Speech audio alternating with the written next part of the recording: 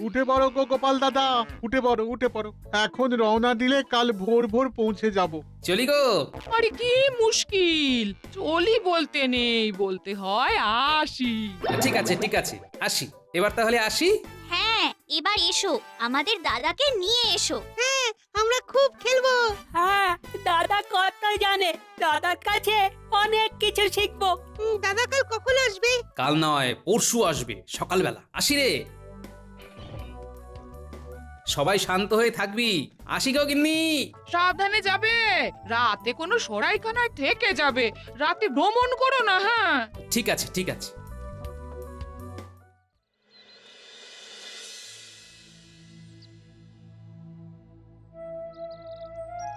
ও গোপাল দাদু, তুমি অমন করে বসে আছো কেন গো? কি ভাবছো? আমরা খেলছি আর তুমি শুধু বসে বসে আমাদের দেখছো। তোমার মুখে হাসি নেই, কি হয়েছে দাদু? তোদের দাদার কথা মনে পড়ছে রে, তাই তোদের দিদিমার মন খারাপ। দিদিমার মন খারাপ হলে আমার মনও তো খারাপ হবেই না, হ্যাঁ? হ্যাঁ রে, তোদের দাদু ঠিকই ধরেছে। হ্যাঁ, হ্যাঁ, সত্যি তো, পুজো কেটে গেল, দীপাবলি কেটে গেল, সব পুজো পার্বণ মিটে গেল, দাদা তো এলো না। বুঝলি, আমার তোদের দিকে চোখ পড়ে যাচ্ছে আর তোদের দাদার কথা মনে পড়ে যাচ্ছে। হ্যাঁ, শোনো গিন্নি, আমি আগামীকালই ছেলের ছাত্রাবাসে চলে যাচ্ছি। কেন? আমি খোকাকে নিয়ে আসতে যাব। তাহলে তো ভালোই হয়, কিন্তু মহারাজ কি ছুটি দেবে না? আমার অনেক ছুটি পাওনা আছে, আমি মহারাজকে বললে মহারাজ না করবেন না। তাহলে দাদু, দাদা কবে আসবে? এই তো কাল আনতে যাব, পরশু সকালে তোদের দাদাকে নিয়ে চলে আসবো। কি মজা কি মজা, দাদা আসবে। দেখলে তো, শুধু খোকা আসবে এই কথাটা উঠতেই পরিবেশটা কিরকম চনমনে হয়ে উঠলো।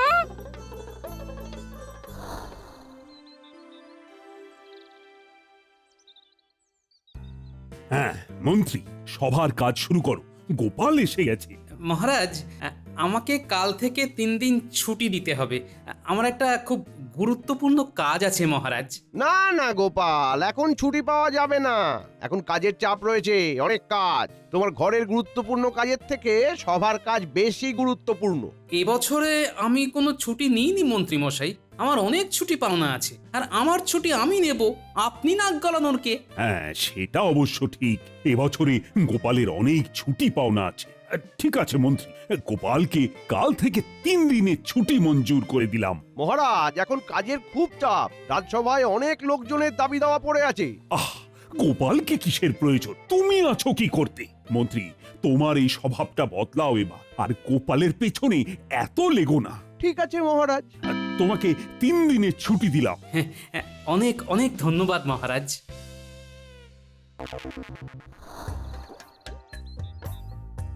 কি গো, পেলে ছুটি? হ্যাঁ, পেয়েছি গিন্নি, পেয়েছি। অবশ্য মন্ত্রী মশাই বাধা দিতে চেয়েছিলেন, কিন্তু মহারাজ মন্ত্রী মশাইকে এমন ধমক দিয়েছেন, মন্ত্রী মশাই একেবারে চুপ।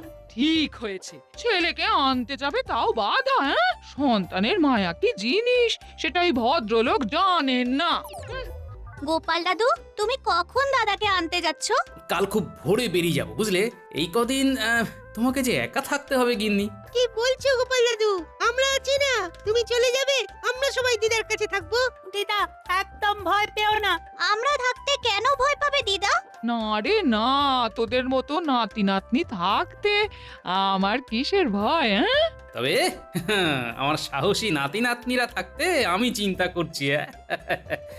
শুধু একটা কথা, তোদের বাবা আর মায়ের থেকে অনুমতিটা নিয়ে আয়। ও, আমরা নিয়ে এসেছি। তুমি যখন রাজসভাতে গিয়েছিলে তখন আমরা দিদাকে বলে বাড়ি গিয়ে সব বলেছি। ব্যাস, নাও গিন্নি, আজ গরম গরম লুচি আর ছাঁকা তেলে বেগুন ভাজা বানাও দেখি। কাছে যাচ্ছি।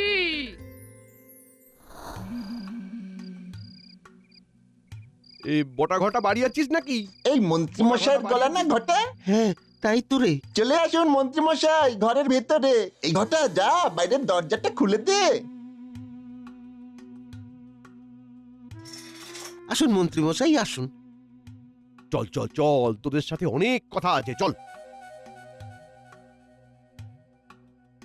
বলুন মন্ত্রীমশাই, কি খবর? কিছু তো একটা করতে হবে বটা ঘটা, গোপালটা খুব বেড়ে যাচ্ছে, ওকে কিছুতেই বাগে আনতে পারছি না। হাল ছেড়ে দেবেন না মন্ত্রী মশাই, কিছু একটা করতেই হবে। ওকে কিছুতেই বাগে আনতে পারছি না। ওকে রাজসভা থেকে বার করব, তারপর তোদের দুজনকে ঢোকাবো। সেটাই আর করে উঠতে পারছি না। একটা কিছু ভাব জব্বর কিছু একটা ভাব। ওর ভিটে মাটি চাটি করতে না পারলে চলছে না রে। একটা অভিনব পরিকল্পনা মাথায় এসেছে মন্ত্রীমশাই। কি পরিকল্পনা? তবে শুনুন মন্ত্রীমশাই। কেমন বুঝলেন মন্ত্রীমশাই? কিরকম লাগলো? খারাপ নয়, কিন্তু বলা যাবে না ভালো। ওরা যদি ডালে ডালে চলে, আমাকে তো পাতায় পাতায় চলতে হবে। কি হলো মন্ত্রীমশাই, শুনেই মজে গেছেন? দিন দিন এবার ওই 100 মোহর দিন। এই রকম একটা ভুলভাল পরিকল্পনার জন্য 100 মোহর? আহা, তোদের যা হওয়ার হয়ে গেছে। তোদের দ্বারা আর কিচ্ছু হবে না, কিচ্ছু না। এইসব ভুসি জিনিসে তোদের মাথা ভর্তি। চললাম। একটু ভালো ভালো লোকের সাথে মেলামেশা কর, বুঝলি?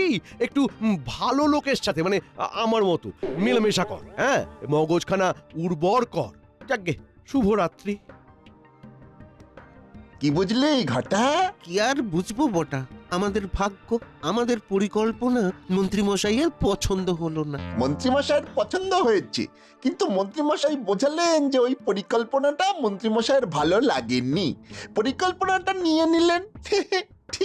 ঠিক আছে মন্ত্রীমশাই, আপনি যদি পাতায় পাতায় চলেন, তাহলে আমরা চলি পাতার শিরায় শিরায়।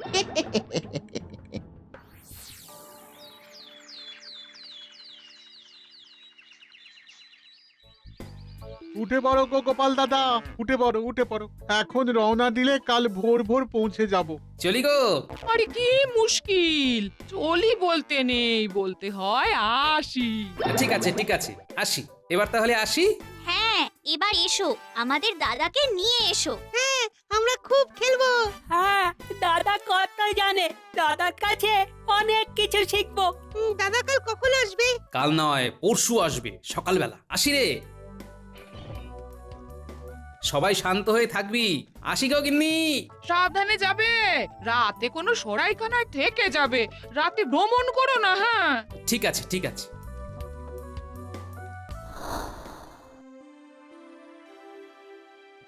আজ দেখছি মন্ত্রী এখনো আসেনি। মন্ত্রী ছাড়া কাজ কিভাবে চলবে? আমার মন্ত্রীটাও হয়েছে একটা ফাঁকিবাজ। ফাঁকিবাজ মন্ত্রী, একটা ষড়যন্ত্রী। ঠিক বলেছ সভাকবি, কাজের কাজ তো কিছু করে না, শুধু গোপালের কিভাবে ক্ষতি করা যায় সেইটা ভাবে। অপরের ক্ষতির চিন্তা করলে নিজে ক্ষতিতে পড়বে, সেটা উনি জানেন না। কি হলো মন্ত্রী? একটা কাজে গিয়েছিলাম, কিন্তু দেরি হয়ে গেল। কি কাজ? মানে সেটা কি রাজসভা কেন্দ্রিক? একটা নকশা পেয়েছি। নকশাতে একটা ছন্দে ভরা কটা পংক্তি আছে। ছন্দ ভরা পংক্তি? সেটা কি?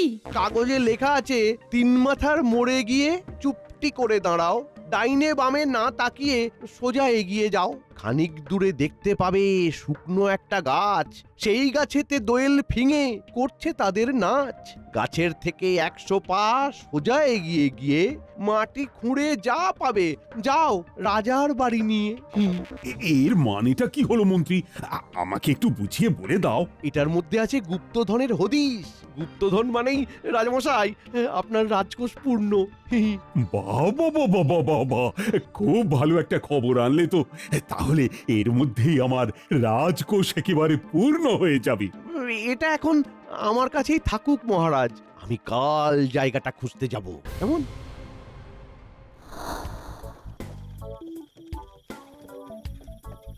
গারোয়ান, বেশ রাত হয়েছে বুঝলে। সামনে কোনো পান্থশালা দেখতে পেলে থামিও। রাত বিরেতে আর বাইরে বেরিয়ে কাজ নেই। আমরা প্রায় এসে গেছি গো গোপাল দাদা, রাতটা একটু টেনে চালালে কাল ভোর ভোর পৌঁছে যাব। আর কতটা রাস্তা বাকি আছে গো গারোয়ান?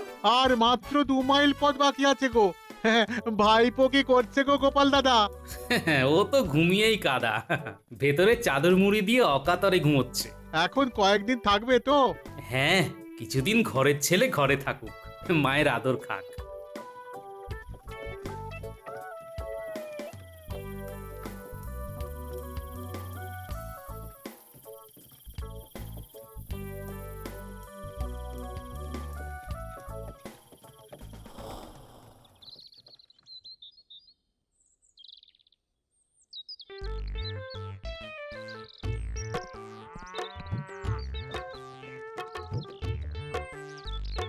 কই গো গিন্নি, আয় রে খোকা আয়। দিদিমা মনে হয় গোপাল দাদু এলো, বাইরে গোপাল দাদুর গলার আওয়াজ পেলাম।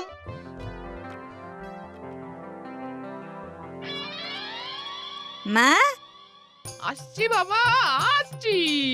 কি মজা, দাদা এসে গেছে। চল চল চল চল।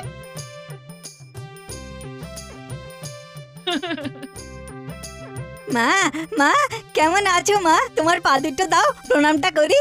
থাক থাক, বেঁচে থাক। শোনো গিন্নি, আমি বাজার যাচ্ছি বুঝলে, একটু ভালো বাজার করে নিয়ে আসি। তাড়াতাড়ি যখন ফিরে এসেছি তখন এই দিনটা আর কামাই করব না। এই আমার বানর সেনা, তোরা তোদের দাদাকে একদম কাজ ছাড়া করবি না, কেমন? তুমি কিচ্ছু ভেবো না, আমরা কেউ দাদাকে ছাড়বো না। দাদার কাছে আমাদের অনেক কিছু শিখতে হবে। কি দাদা, শেখাবে তো? নিশ্চয়ই শেখাবো। এখন চল ভেতরে। মা, গরম গরম লুচি ভাজো, কতদিন তোমার হাতে রান্না খাইনি। তোরা সবাই দাদাকে নিয়ে আমোদ আহ্লাদ কর, আমি চট করে বাজারটা করে নিয়ে আসি।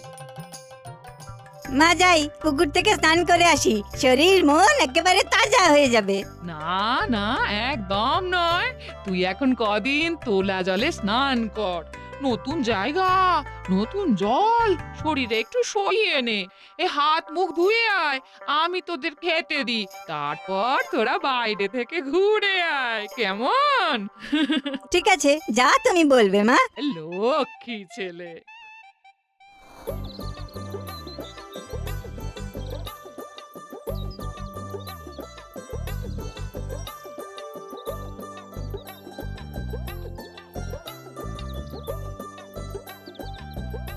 বুঝলি, কতদিন পরে আমি আমার গ্রামে এলাম, সব কিরকম বদলে গেছে। ঠিক বলেছো। আচ্ছা দাদা, তুমি যেখানে থাকো সেখানে তোমাকে সকাল থেকে কি কি করতে হয়? সকালবেলায় ঘুম থেকে উঠে বাগানে কাজ করতে হয়। আমাদের ছাত্রাবাসের বাগানে নানা ধরনের ফুল আছে। তারপর আমাদের জলখাবার খেয়ে পড়তে বসতে হয়।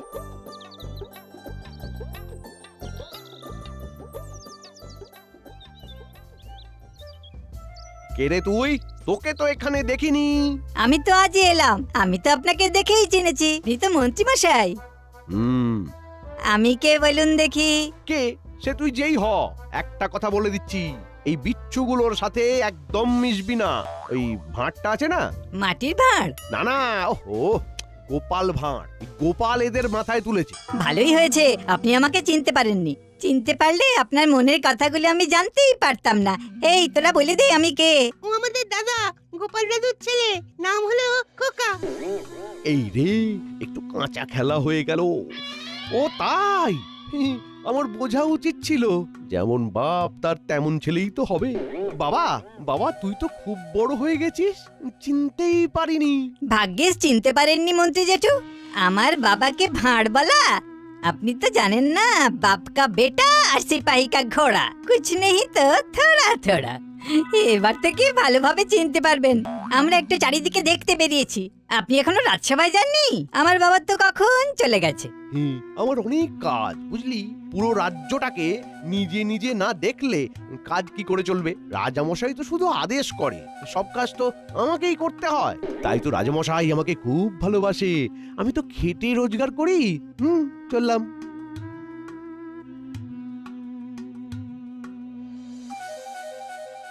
মন্ত্রী মশাই তো দেখছি পায়ে পা বেঁধে ঝগড়া করে গেল। ওটাই ওনার কাজ বাবা। আমাদের দুজনকে চিনতে পারছো না তো? আমি বড়টা। আমি খটা। দুদিন আগে রাতে মন্ত্রী মশাই আমাদের কাছে এসে তোমার বাবাকে এই কৃষ্ণনগর থেকে তাড়াবার পরিকল্পনা করছিল। আমরা দূর থেকে দেখছিলাম। মন্ত্রী মশাই তোমার সাথে কথা বলছিলেন। আমরা মুক্ত, আমরা সবার জন্য কাজ করে পেট ভরাই। মাথার কাজ করে ওই উপরি আয় করি। পরিকল্পনা করে তোমার বাবাকে তাড়াবার একটা উপায় বললাম। মাথার কাজের কোনো দাম দিল না, বলল কি না এটা কোনো পরিকল্পনাই নয়। কিন্তু মন্ত্রী মশাইকে তো আমরা চিনি, আমরা জানি আমাদের পরিকল্পনা মন্ত্রী মশাইয়ের খুব পছন্দ হয়েছে। শুধু পয়সা দেওয়ার ভয়ে আমাদের মুখের উপর বলে দিল পরিকল্পনাটা বাজে। ঠিক আছে, আগে তো বলো কি ছিল পরিকল্পনাটা। শুনবে তবে? শোনো, আমি তোমাকে বিনামূল্যেই পরিকল্পনাটা দিলাম। আমরা চাই মন্ত্রী মশাইয়ের শাস্তি হোক, অনেক সয়েছি, আর না। ঠিক আছে, আগে তো বলো কি ছিল পরিকল্পনাটা। বড়টা কাকা, ঘটা কাকা, বলো না। কি গো গোপাল, তুমি তো আজকে ছুটিতে ছিলে। আগে আমার কাজ সকাল সকাল মিটে গেল, তাই চলে এলাম মহারাজ। তা ভালোই করেছো। এদিকে একটা ভালো খবর আছে, মানে আমাদের মন্ত্রী একটা পুরনো কাগজ পেয়েছে, তাতে একটা গুপ্তধনের হদিশ আছে। তার মানে গোলমাল আছে। কার সর্বনাশ করতে যাচ্ছেন কে জানে। মহারাজ, গুপ্তধন মানে তো রাজকোষে সম্পদ বাড়া, এটা তো খুব ভালো, কিন্তু এটা সঠিক তো? মন্ত্রী তো তাই বললো। ওই তো মন্ত্রী এসে গেছে। ও মন্ত্রী, তুমি যে কাগজটা পেয়েছো সেটা সঠিক তো? 100% মহারাজ। আমি জায়গাটা কোথায় হতে পারে তার একটা আভাস পেয়েছি মহারাজ। কিরকম? এই দেখুন না, 3 মাথার মোড়ে গিয়ে চুপটি করে দাঁড়ালাম। তারপর কি আছে? হ্যাঁ, ডাইনে বামে না তাকিয়ে সোজা এগিয়ে যাও। সোজা এগোলাম। তারপর খানিক দূরে দেখতে পাবে একটা শুকনো গাছ, একদম দেখতে পাবে। বাহ, তারপর? সেই গাছেতে দোয়েল ফিঙে করছে তাদের নাচ। খুব পাখি আছে সেখানে। গাছের থেকে 100 পা সোজা এগিয়ে গিয়ে মাটি খুঁড়ে যা পাবে, যাও রাজার বাড়ি নিয়ে। ব্যাস, হ্যাঁ, এটাই হলো গুপ্তধনের ঠিকানা। মানে তুমি জায়গাটা ভালো করে বুঝেছো তো? এই একদম হাতের তালুর মতো করে চিনেছি, বুঝেছি। কাল আমরা সবাই হেয়ালি পড়ে পড়ে সেইখানে যাব। কি গোপাল, যাবে তো? হ্যাঁ। ও, আরেকটা কথা, তোমার ছেলের সাথে দেখা হলো। ও মা, তোমার ছেলে এসেছে নাকি?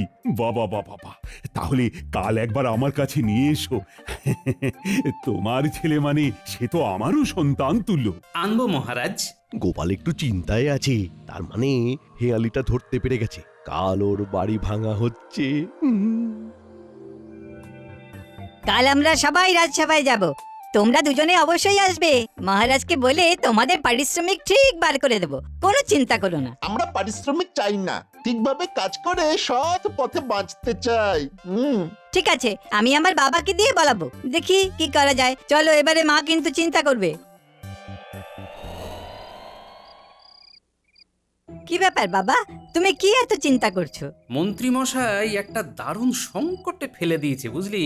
এমন একটা হেয়ালি, 3 মাথার মোড়ে এলাম, দাঁড়ালাম, সোজা এগিয়ে গেলাম, একটা শুকনো গাছ, তার থেকে এগিয়ে আসছি। কি না, আমাকে এক্ষুনি বাড়ি থেকে সোজা 100 পা হেঁটে যেতে হবে। খোকা, তুই আমার পিছু পিছু আয়। গিন্নি, তুমিও এসো।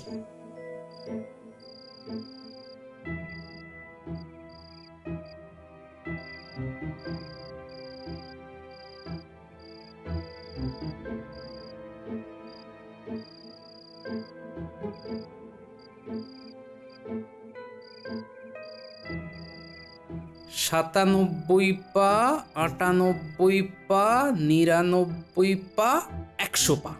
কি যা সন্দেহ করেছিলাম তাই। আমার বাড়ি থেকে এই শুকনো গাছের দূরত্ব 100 পা, মানে গুপ্তধন খুঁজতে হলে আমার বাড়ি ভাঙতে হবে।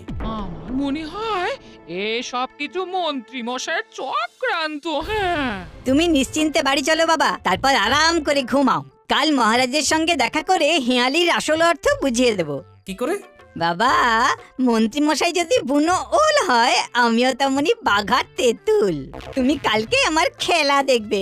দেখেছো, বলি তোমার ছেলে এখন আর ছোট্টটি নেই। হ্যাঁ, কার ছেলে দেখতে হবে তো? হ্যাঁ, চলো বাড়ি চলো।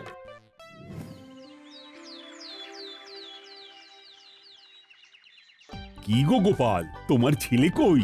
আসছে মহারাজ। ওই বুনোলদের সাথে লড়তে গেলে তো বাঘা তেঁতুল হতে হবে, তাইও বাঘা তেঁতুল নিয়ে আসছে মহারাজ। আবার হেয়ালি? এই এখানে বুনোলটা আবার কে? সেটাও জানতে পারবেন, একটু ধৈর্য ধরুন না। আরে ওই তো এসে গেছে।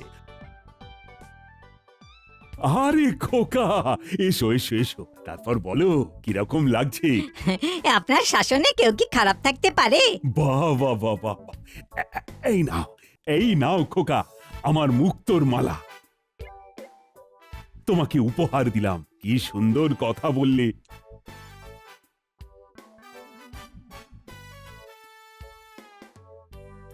ধন্যবাদ মহারাজ। আচ্ছা মহারাজ, এখানে সৎ পথে কেউ যদি উপার্জন করতে চায় তাহলে কি তাকে সুযোগ দেওয়া যায়? নিশ্চয়। তাহলে আমি আমার 2 জন আপনজনকে ডেকে আনি, ওদের কাজের খুব প্রয়োজন। ডাকো ডাকো ওদের। তাহলে আমি ওদের নিয়ে আসছি। এই আবার কি হচ্ছে সব ঠিক বুঝতে পারছি না। মন্ত্রীমশাই কেমন ঘাবড়ে গেছে মনে হচ্ছে। ওই তো খোকা আসছে, সাথে বটা ঘটা। বটা ঘটা এখানে? কি মন্ত্রী জেঠু, আপনার ওই হেয়ালির কাগজখানা দিন না। কেন হে ডেপো ছেলে, পাকা ছেলে, তোমাকে কেন দিতে যাব? ওখানে একটু ভুল আছে, ভুলটা ঠিক করে দেব।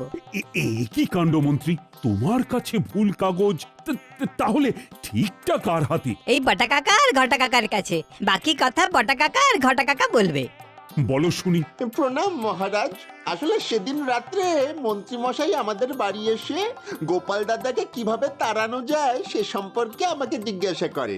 আমি একটা পরিকল্পনা করে দিই। মন্ত্রীমশাইকে বলি গুপ্তধনের কথা একটা সাংকেতিক ছড়া, যার কোনো সত্যতা নেই। তার মানে এই হেঁয়ালির কোনো সত্যতা নেই?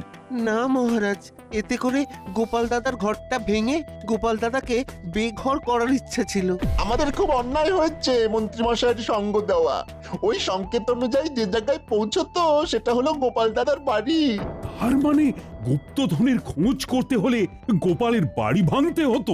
মহারাজ, আমার মনে হয় একটা ঠিকঠাক কাজ পেলে বটা ঘটা নিজেদের বদলে ফেলবে। মন্ত্রী, এরপর আর তোমার কিছু বলার আছে? আমার খুব ভুল হয়ে গেছে মহারাজ, আমাকে ক্ষমা করে দিন, ক্ষমা করে দিন মহারাজ। না না না না, তোমাকে ক্ষমা করা যায় না। তোমার শাস্তি হলো আমার মন্ত্রিত্ব থেকে তোমাকে বরখাস্ত করা হলো। আর এখন এই রাজসভায় তুমি কান ধরে উঠবোস করবে, আর সেটা গুনবে খোকা।